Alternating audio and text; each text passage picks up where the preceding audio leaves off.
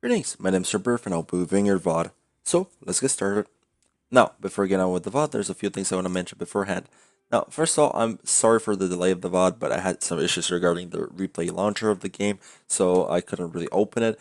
But now I'm here, so let's do this. Now, the first thing I would like to mention is the fact is about your runes.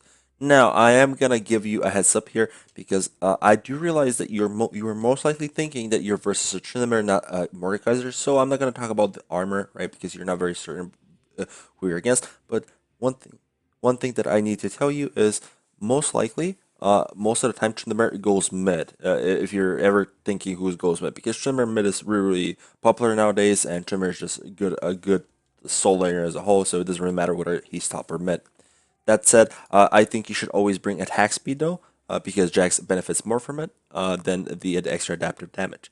Now, talking about the whole rune setup. So again, I'm gonna go with a grain of salt here because maybe you were thinking that you're versus Tryndamere, so you're just maybe experimenting with these with this grasp, or maybe you think it's good against Tryndamere specifically because Tryndamere is notorious to be good against Jax, right? Meaning that you're maybe thinking, oh, I want to go grasp just to have a better laning phase against the Tryndamere, which is understandable, but I'm still gonna say always go Conquer on Jax. Conquer rune is just the epitome of a good rune for Jax. So you don't want to have a game where you don't have Conquer and Jax because it just goes so good with his playstyle. And another reason why you don't want to go Grasp is because Grasp is uh Grasp is just a rune that doesn't go well on him because of how his playstyle is. He goes in, he dishes out a ton of damage in laning phase, right? And then the enemy either runs away or he just goes back from the trait, right? Because and the grasp normally, if you haven't pre-stacked it beforehand,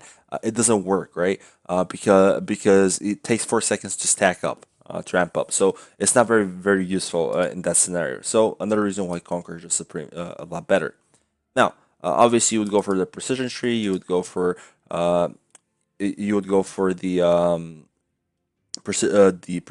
precision runes, and then in the secondary tree, you should go for the inspiration. So corrupting potion will be really good, especially against somebody who doesn't have mana. And again, a corrupting potion is just really good on Jax.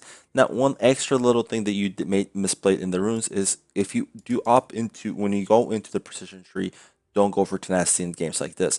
The reason why it does not help you at all in versus your opponent, and it also doesn't help neither against anybody on the top side, right? It only gives you value on the bot side. Now you might be thinking, yeah, but they have so much CC on the bottom side. That is true, but they're both squishies, which if you just one shot them, they don't matter, right? Now obviously Swain is a little bit more tankier than Zerd, but yeah. So if you're versus a Leona specifically, I would somewhat agree that you want some tenacity, but what you end up doing in this game, you went both for Merc Threats plus uh plus the tenacity, meaning that you overcap it and it just doesn't go well, right? What I like to do is unless I know that it gives straight up value against my opponent and potentially as well, against my opponent for sure when I'm getting tenacity, right? And unless they have some really hard CC like a Leona, I don't go for tenacity, right? Because Electri just provides you so much value because it helps you win the lane and it also helps you split push against this target easier afterwards, right? And one thing, if you really struggle against CC in these type of games, there was actually a better procedure that you could have done. What you could have done is went for the alacrity, went for the plated seal caps because they have two really hard physical damage theaters, right? And maybe you're thinking, yeah, but I went from the Merc because of the magic resist, right? It's just not beneficial, right? What you could end up doing is went for the play steel cast plus the alacrity, and then go for QSS because QSS is really good against both these targets and the Mordekaiser ult. Now, I would totally agree if you went for a QSS, it's just a really good item, and this way you don't really have to stack CC, right? So, CC reduction, sorry, tenacity, right? So, about the matchup, I think it's a very straight up forward matchup. You potentially beat him throughout the whole game. I don't think there's a moment where Mordekaiser can beat you. Just careful for his Qs, careful for getting short traded. Look for ult wins. Now, in this case, obviously you have the ignite, meaning that you would have the upper hand, try to abuse it, and try to gain as fast as possible a lead in the earlier stages of the game, so you have a better laning phase after and a better game afterwards. Now, let's move on to the first play, which is over here. So, First, I'll play it out, and then we'll talk about it. What ends up happening is you shove out the third wave, and it ends up not crashing, and this is a problem. And there's a couple of issues here. So you end up resetting, and obviously I do now. Obviously, I do understand what's happening here. You're doing a cheater recall, or at least you tried. So you misplayed it a couple of ways. Now, first of all, I'll actually go a little bit further back. So here, well, here is actually fine. So the first mistake you do, you don't push this as fast as possible. What you end up doing here, well, not here exactly. I'll actually go a little bit further back just to show you. Here, you need to acknowledge that right now, if you want this to shove in the tower so you can actually achieve the cheer recall, you need to start pushing this as fast as possible, meaning that every little hit matters. And also, you can, in order to ensure it, you can also use E to actually clear this up because you're not really threatened by the Mordekeiser in any way. The worst thing he can do is hit you a couple of times and Q you if your E is on cooldown. That doesn't matter. The whole point here and the whole premise here is to do the tree recall. So make sure you do this because what you end up doing is missing out on opportunities to actually end up hitting the creeps a little bit, right? A little bit sometimes you stutter. But the key point here would have been to actually use E in between in order to actually push it fast enough, right? So you can avoid this. And here, obviously, you score it, everything is fine. But the other issue here is, so let's say this fails, right? The wave ends up stacking here. So what do you do? Well, obviously, you want to just stay and shove it in. But in order to do this, if the enemy jungler is panning towards you, you want to have some form of cover. Now, in this case, you do have it from the Darius. So I think it would have been fine to actually stay keep on pushing here because you have a 2v2 setup, right? But let's say Darius isn't here, right? What you should do is always have a ward, and you need to value this ward. This ward is very, very important, and you need to keep it. Don't use it at the very early game for no reason, right? This ward gave you no info. You want to use it around this mark or a little bit earlier when the waves are about to collide, so you don't end up losing any CS, right? While they're still waiting for each other, go and set up a ward because this ward would end up saving you. Or the alternative is to just save it, don't use it, and if the Lee Sin ganks you, you use the ward as an escape mechanism with your Q, and you'll be completely fine. And also in that case, don't hold your E. Right, so all these things applied, this would have been a lot better and cleaner because what ends up happening here is you could have got severely punished if if the Mordekaiser was good, right? Because if right now if he doesn't push, what this will do is now it won't freeze because it's way too close to the tower. So sometimes creeps actually end up going in the tower, but you would end up losing a little bit more CS here and there because what the Mordekaiser ends up doing is actually pushing the wave too fast, meaning that you don't end up losing as much as CS as you could have. All in all, if try to do the trigger core properly, if it doesn't work, stay around, shove it in, especially because this is lower elo, people won't punish you for this type of mistakes, but obviously try to get as good as possible on them and not make as much mistakes on them in order to improve your gameplay. Now, the next situation I'd like to talk about is this here. Now, I do acknowledge that you actually do. This is about freezing, right? I'll show it out here. So what you end up doing is this wave was frozen, right? Because there was too many CS on the enemy team, sorry, on the enemy side, meaning that this will be potentially a perma freeze, right? If you do it correctly, and meaning that Mordekaiser would be forced to TP. So this was a really, really easy way for you to force his TP because he just recalled, right? But you end up missing out on it because you end up breaking the freeze, meaning that the Mordekaiser doesn't have to TP because it ends up being a soul push towards him. So now, I do acknowledge that you utilize freezing because I saw you utilize the freezing one or two times. So this shows me that you have the conception of it, right? You know how it works and you're using it. But you need to start using the freeze as soon as possible at almost every given time to gain the lead if you don't have it. In this case, you don't have it, and also you're slightly behind because of the earlier instance, right?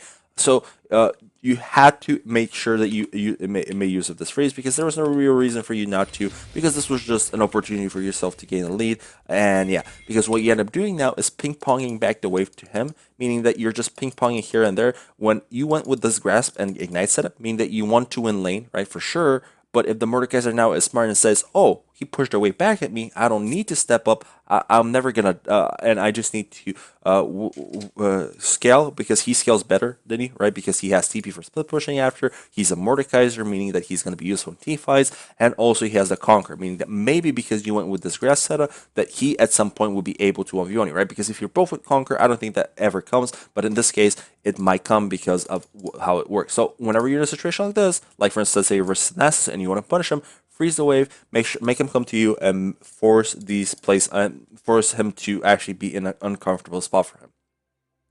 Okay, let's move on from the laning phase. And now I do realize that you sent this vault maybe because you wanted me to explain. Okay, where did I went wrong? Why couldn't I win this game even though I played pretty well, right? Because you did get a good score. Now, obviously, this is the sole reason why I actually avoid talking throughout the rest of the lane phase because there were mistakes that you did. I'm just gonna avoid saying every little mistake you did in the lane phase because that's not really important. Because at the end of the day, you did end up winning the laning phase. Now, what ends up actually handicapping your gameplay is your setup in the rooms and in the itemization. Right now, up on this point is fine, but a little bit later it becomes a little bit skeptical, right, with the merc dress and everything. So but that aside, let's talk about this specific situation first. So let me play out it. Let me play it out, and then we'll talk about it. So it wasn't much to show here. You just end up dying, but this is really really important because this is where you end up giving them the enemies a shutdown and not anybody random, right? You end up giving it to the Zero, the already fed Zero. That he's just gonna keep on escalating his lead. So it's really really important that you don't overstand the map when you don't have to. Because let's move a little bit behind. So what ends up happening here is you killed the Mordekeiser. Really really good job. I like this, and I think you also killed the lead earlier, or I'm not sure what the situation was, but in any case, good job on that. But right now, there's no reason for you to overstand the map because one, there's no place, right? And this tower is too high HP for you to take. This basically gives you no value, right? All you have to do right now is shove these three creeps, go back because you have a ton of value, right? You have 1,500 gold, meaning that you have a really really good buy right now. What you want to buy. There's no reason for you to be staying around because one, there's risk that the enemies, one or two extra enemies might be coming in. Even if you think, oh, I have a backup for my team, they're actually doing herald, meaning that you don't have backup, right? And it's just not worth. You want to prioritize doing having tempo over doing unneeded objectives right now. This tower unneeded, right? There's this taking this tower means nothing now. If there was plays, right? For instance, let's say there was the minute was like this or something, and taking place is good. Even if you end up dying, you would end up getting a lot of gold, meaning that it's still good. But even then, I would recommend you save your life, save the bounty that you can give them, go use your gold, become stronger as soon as possible, and then start using your lead, right? Because right now it's not like you only have 500 gold or something. You have 3 times 500 gold, which is a lot. So you want to use this as soon as possible and prioritize that tempo, as I already mentioned. Don't overstand them up with too much gold. Okay, the next situation I'd like to talk about is a little bit later, and it's over here. So, first I'll play it out, and then we'll discuss. Actually, let me go a little bit further back because I want you to see something. So, you end up catching Trillium, which again I really really like. I like these things that you're doing. Because you end up I like the things you're doing is just the little things that back it up and after you end up doing after is where the problem is because what's up happening here is fight erupts, right? And even though you guys have a man up, it doesn't feel like you guys have a man up because you're all playing really scared. And while yes, you guys are only 3 versus 3 right now because the Swain is coming, and here, there was a Lee Sin here, right? If you notice this earlier, and yeah, they end up killing the Caitlyn here. And you guys end up losing this really, really badly because they end up getting the Drake as well. They end up stealing it from the Darius. And this is really, really bad. So, this is where you need to acknowledge, okay, so what do I need to win this game, right? Because you're doing really good. How do I win this game? So, again, this is why I said the pickup on Trinidad is really, really good because this is a pickup that if you get it, you're a 4v5 in the at the time when the Drake spawns, which is really really huge because this you need to not let them get this Drake because if they get to So, meaning that one more Drake and the game is over, right? Because So, especially either Inferno or Cloud, So 90% of the time in solo queue means is GG, especially in lower divisions because your team doesn't know how to play against it. So this pick really really good and extra really really good. So how do you turn this into a lead? So here, what I would now this. I just noticed this, but Caitlyn did a huge misplay. If she put a proper trap, this would have been a whole different story. This just shows how the stupidity of your team sometimes, right? You do a good play and then your Caitlyn doesn't do anything. I didn't even notice this Caitlyn trap. But yeah, so Mordekaiser oversteps here. The reason why he oversteps is because he does something unneeded. He goes for the 2-5 Caitlyn with a flash ult, meaning that he's not going to be able to keep you out of the fight or anything.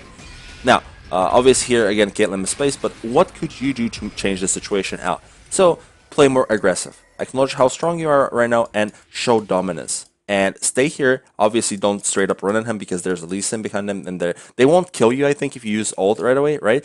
But try to be creative and try to be as dominant as possible and disrupt the enemies, right? The reason why you need to do this is because your team here, with the help of the lugs, they can kill this Mordekaiser. He's not the threat. The threat is this guy. And now you might be asking, yeah, but he's really scary, right? How do I deal with him when he has Lee Sin? Well, you just move like this, scare him off, and move in zigzags. This is what a higher level player would do, meaning that he would try to dodge the E.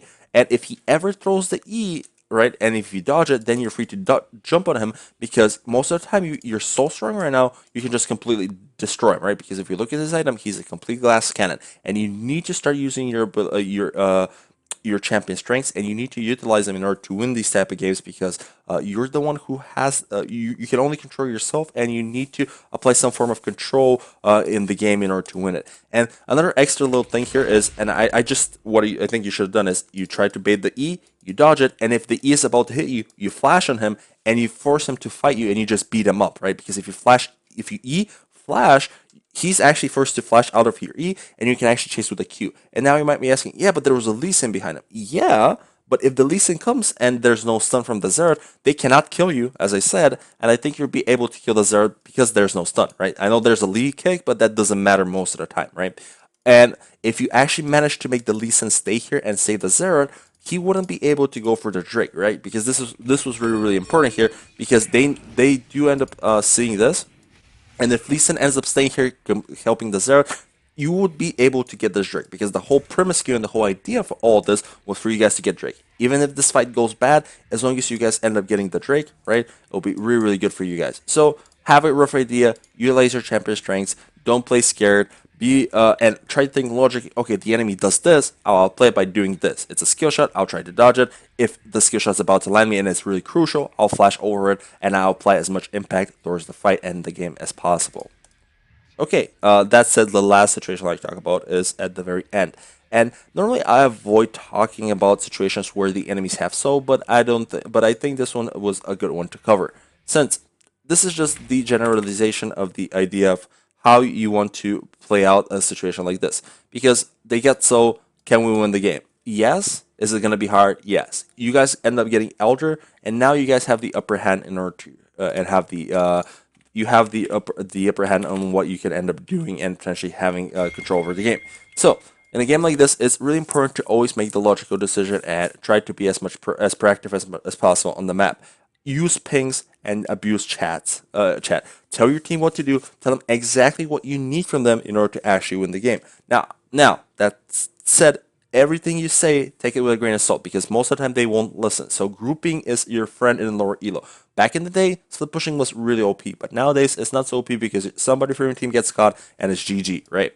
So what you end up doing right now, what I end up doing that right now is in the mid-late stages, push out the wave as hard as possible because if now in this case there's a Baron spawning, right? You want to have this pushed in, right?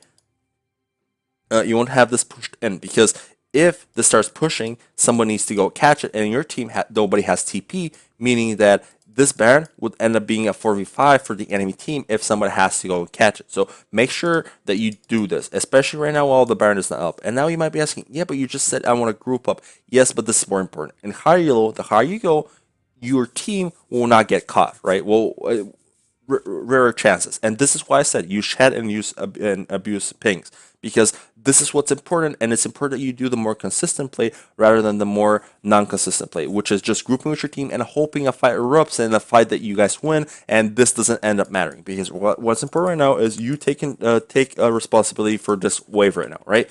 And the second thing is just don't group and try to shove out wave first, then group, right? Take vision together and whatnot, and look for picks. Looking for picks is really, really important. Now, in this case, there's no really good example for me to give you, but the whole premise here, what you should have done is taken this, go with your team here, do and then potentially force a fight or a pick because right now you have the Elder. This is how you would have won this game because, and also again, tell your team not to get poked by the Zero because this is how you end up losing the game is by getting poked by the full glass cannon Zero. That if you guys just get one hand on him, by the Nala Sword or something, you guys just kill him because he's so easy to kill. He has no Zonia, he has no Banshee or anything, right?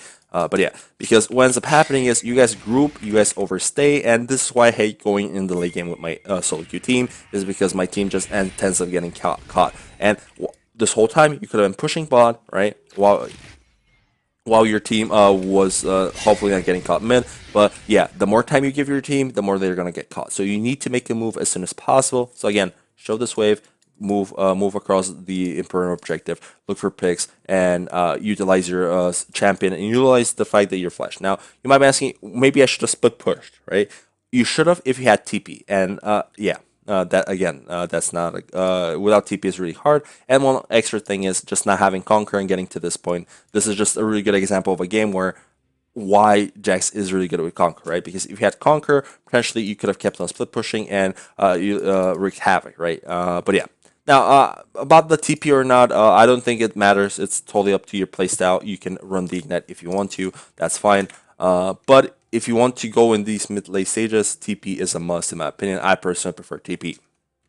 Now, all that said, let's move on to the summary. So, predict how the wave will end up and influence it in a way where it benefits you whenever possible. Also value your ward a lot so that it can make or break your laning phase, right? Now, this just applies about the cheater recall that you try to do. Depending on what ends up happening, where it ends up being true, the tree recall or not, the wave, whether it crashes on your tower or not, you improvise on that behalf.